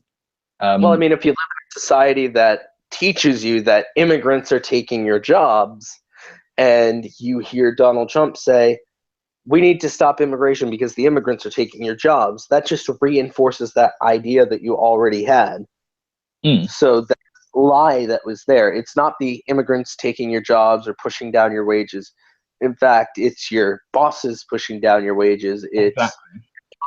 taking away your jobs. It's your bosses going and giving your jobs to illegal immigrants who they can pay less because they're not considered citizens of the country. Exactly. It's your boss. And I mean, also, I recently saw a meme that I thought was really funny where like one of my biggest issues with capitalism comes with the question of automation. And so this was a meme. I think Kevin Logan actually shared it on Facebook. It was him who shared it that I saw it, and it said, "See, these immigrants taking your jobs seem." Or it says, "I don't mean to be racist, but these immigrants taking our jobs seem to all look the same, and it's a bunch of robot arms." So it's talking about automation. Like it's not actually like we're not talking about actual people taking your jobs. In many cases, things are just becoming automated. Of course, how it should be in society is if things are getting automated is it's like, woohoo, I can do something else that I like doing, or I can just decide to not work and find a hobby or find busy work that I do. Like I can work. Ironically, you could work at your own leisure in this society after your job gets automated. Like, well, it's like my job position. There's no need for people in that position anymore because that field is getting automated. So now I can do something else with my life, and I can even choose not to work if I don't want to anymore because I don't have to worry about my income.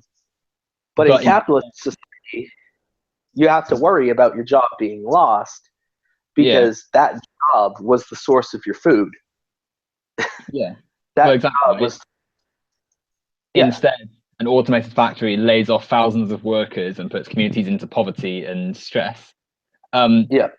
To people who are so, oh, well, immigrants change our way of life, they change our cultures. Not only is that wrong and obviously prejudice and stuff, but if they really wanted to stop immigration, they need to look at the factors as to why someone would leave their country of birth or country of residence to move to another country. And it stems from capitalism itself. The US has made itself the center of the world, so it's natural that people want to move from other countries to there to work because there's higher wages and there's better economic chances for a person living there. Like capitalism creates the inequality, which pulls people away, pushes people towards the United States. Yeah. Well, I mean, it's also quite ironic at the same time because at the same time we still in America we also created like beyond just making things want to or making besides just making things better for the citizens. I mean, for one, it was socialists who specifically got the policies through that actually improved things, which makes it quite ironic. But also, whilst making itself the center of capitalism, we have also made ourselves the center of imperialism, screwing up other countries, therefore making people want to leave at every chance that they get. Yeah, I can't blame them. exactly. Well, it's certainly you can't blame anyone who wants to leave a country that the US's foreign policy has helped to disrupt and destroy. Yeah. So in other words, they have no other choice but to go to the States, because otherwise they don't know what's going to happen with their life. Yeah. Things could be all right, but at the same time, things might not be all right. They might not be as all right as people think. You don't know. In a lot of these places, you have to live day to day. You don't know. One day is fine, and the next day you've got a bullet in your head from a U.S. soldier, because the U.S. has decided that this country is not friendly enough to American interests. Well, exactly. And the key there being enough, because they can still be friendly to American interests, and then America's like, well, they're not friendly enough to our interests, so we have to go and we have to get them as friendly as possible to our interests. Well, I mean, in many ways, it makes me think of the scene from Futurama with Bender, where he basically says, he's living in, I mean, in many ways, I'd probably compare it to like a primitivist society, referring to like anarcho-primitivism. In a society where they've basically gotten rid of any advanced technology, and he's made out of wood now, and he says, we must spread our peaceful ways by force. Yeah, pretty much. I mean, yeah, he tries to talk about peace, and it's like, we've got to spread our peaceful ways by force. It's contradictory. It was spelled out quite clearly by the Bush administration with the whole us versus them thing, where it literally just said, you are with us or you are against us. And that's the telling example of the US's foreign policy being very much side of America, or we'll crush you and we'll ruin your country, and install some puppet who will play to our whims to benefit themselves. And a massive lie you hear about capitalism is how it's helped, it's raised so many people out of poverty. And when you take a closer look at the countries that have supposedly been saved from poverty, you realize that this is a total fabrication. So you hear people say, oh, the argument capitalism got people or countries out of poverty, I'd call that the Paul Joseph Watson argument, because he basically argued that the reason Chile is rich is because capitalism. And, you know, it's not because they're in the pockets of imperialists and they have basically played the game correctly.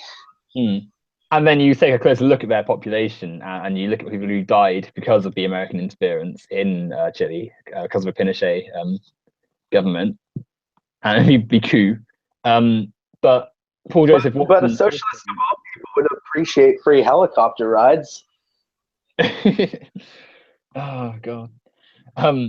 But you look at Paul Joseph Watson talking about how great Southeast Asia has become because of capitalism, and then you look at how the working class is treated there, and it's atrocious. Like the argument that China is no longer in poverty because they left communism and went to capitalism. Not only did they not have communism, they had Maoism, which again is not the workers' only means of production, so therefore not a form of socialism or communism.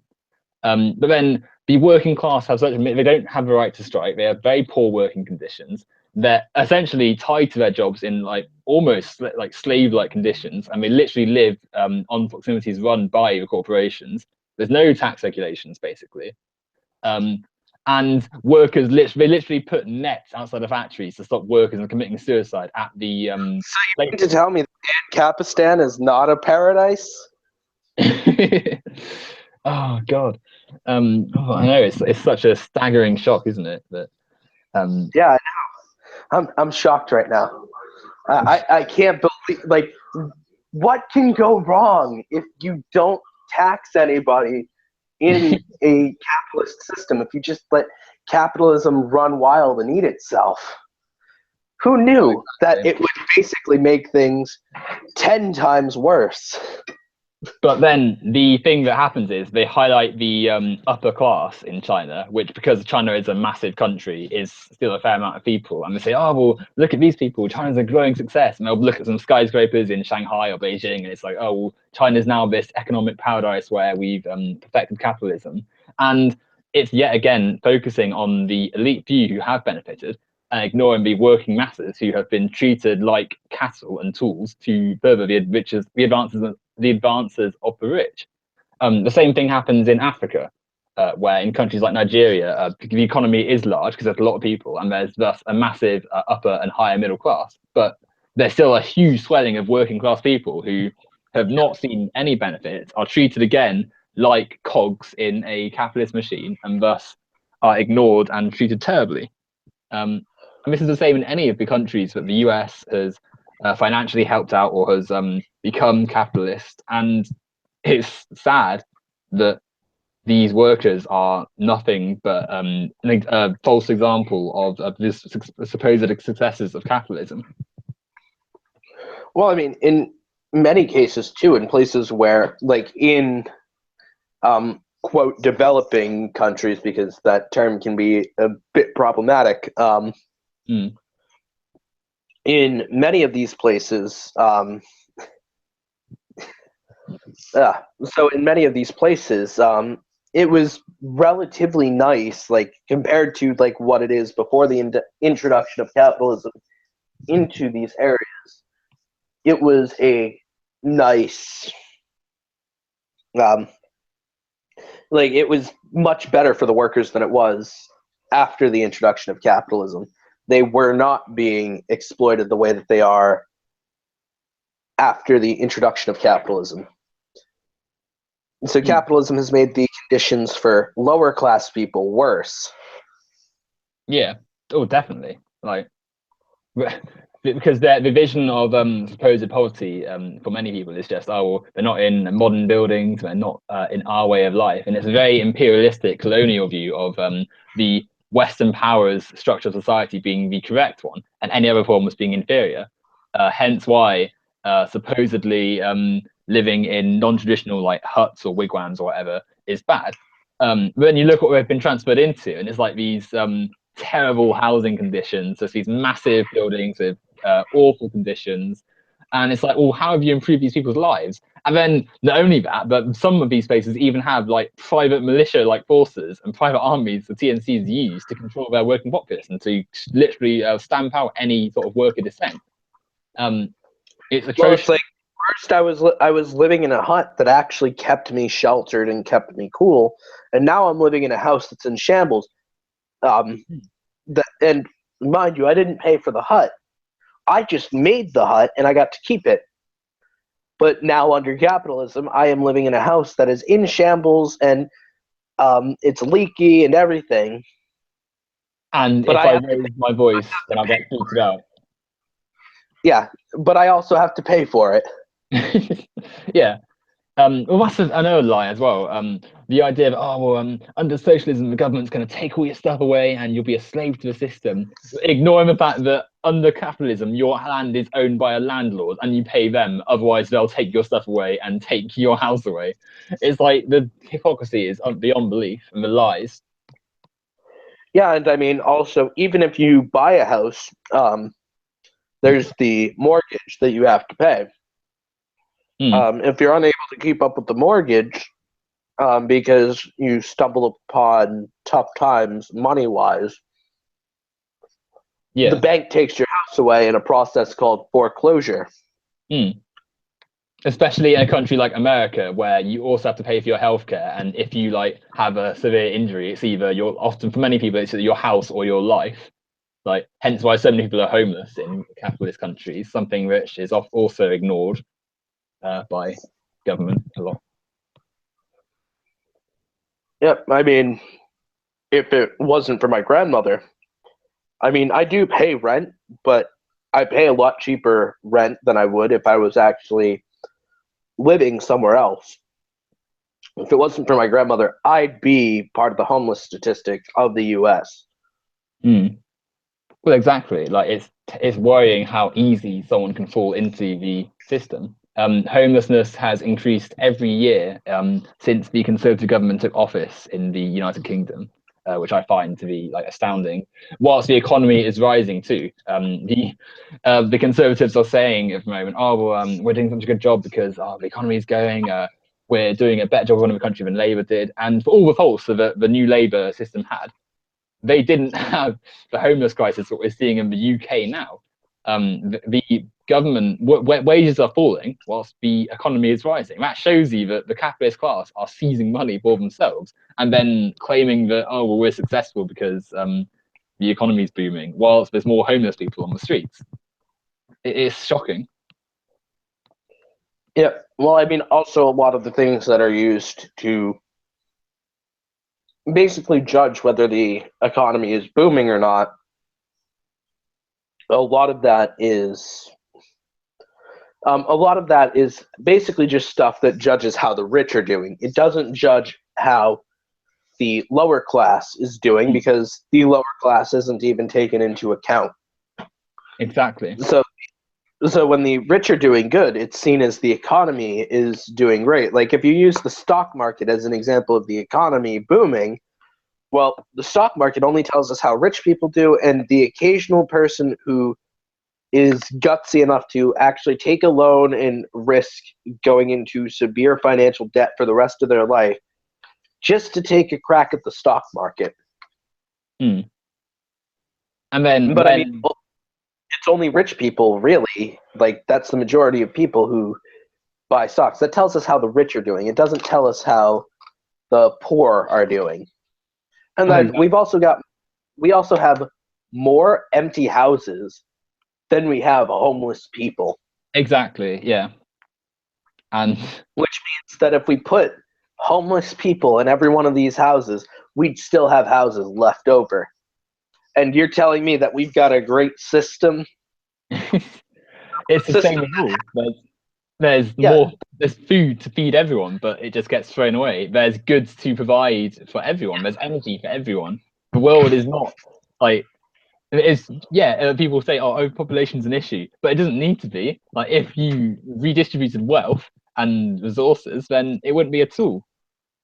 Well, I mean, also with just generally in society, or just generally when it comes to this is actually a conundrum that only capitalism has a reason for this being the case, but it actually costs the state more due to the healthcare bills and stuff like that they are forced to pick up because this person doesn't even have like a bank account because a hospital isn't allowed to turn someone away because of lack of money.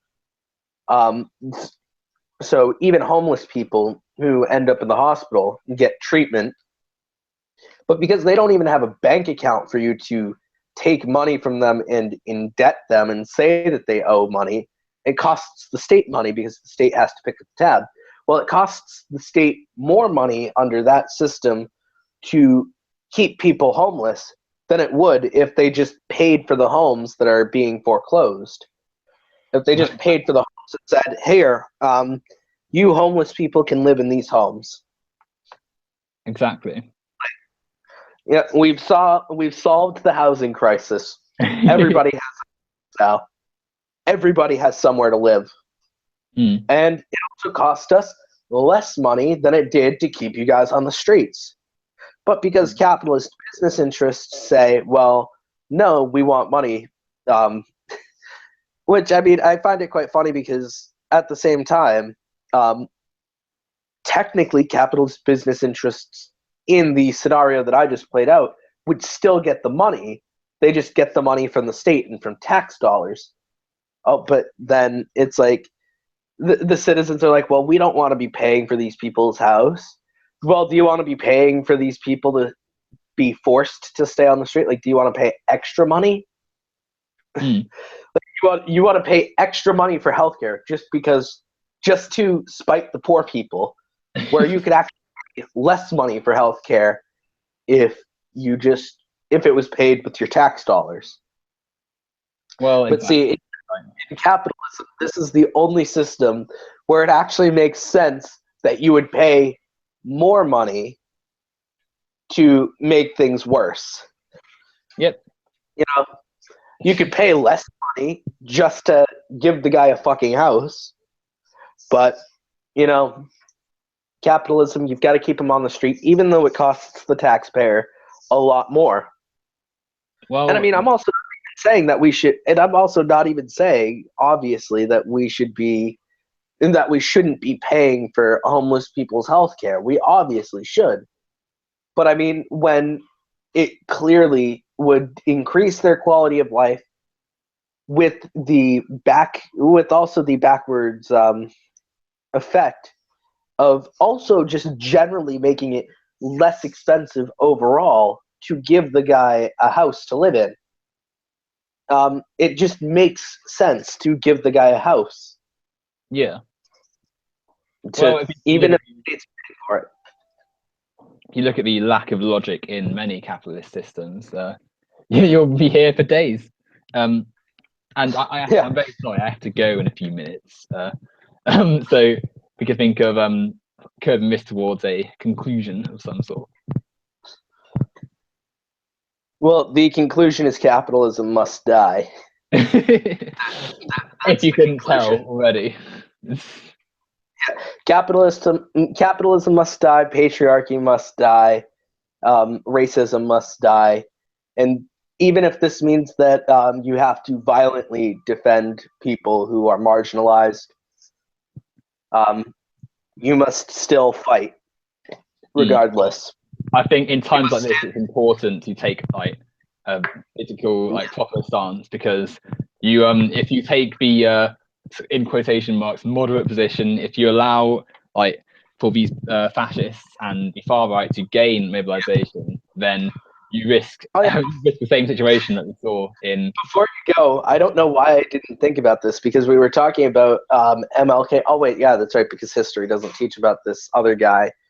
And I'm not talking about Malcolm X. I'm talking about this guy who was another civil rights leader with MLK. This was Bayard Rustin.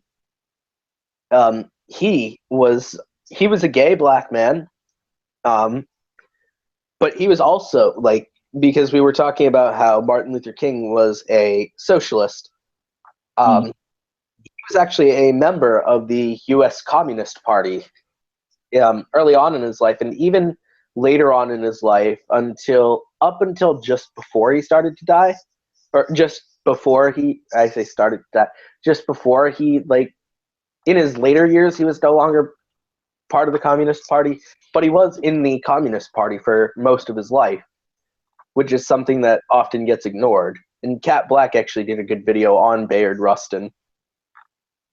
Well, I'll have to have a look at him more, because I wasn't very aware of him. So he sounds like a very intriguing person. But yeah, it's telling that certain activists are not given public awareness as much, and it's worrying. Well, I mean, especially since he was openly gay in a time where it was illegal to be gay. So a lot of people have been, like, despite the fact that he was actually very prominent, he kind of got erased from history books because people didn't want to talk about the gay guy who helped black people get civil rights, because out of this fear that it would, like, taint the movement. But yeah, it's very important to not be a moderate, because the moderate position capitulates to the far right, capitulates to the oppressors. If you don't, inaction is just as bad as negative action in this scenario. Exactly. And as we mentioned earlier, history shows us that if we allow concessions and normalization of these people and their beliefs, then we risk more than what would happen if we took a fighting stance and a physical, proactive stance against them. Yeah. All right. So it was nice talking to you, Owen, and definitely. I hope I didn't take too much of your time. Not at all. It's been really refreshing talking to someone of a like mind. So, Well, I am. Oh, I forgot that I actually can stop the broadcast. Well, I will have a new video out this week. I will see you all later.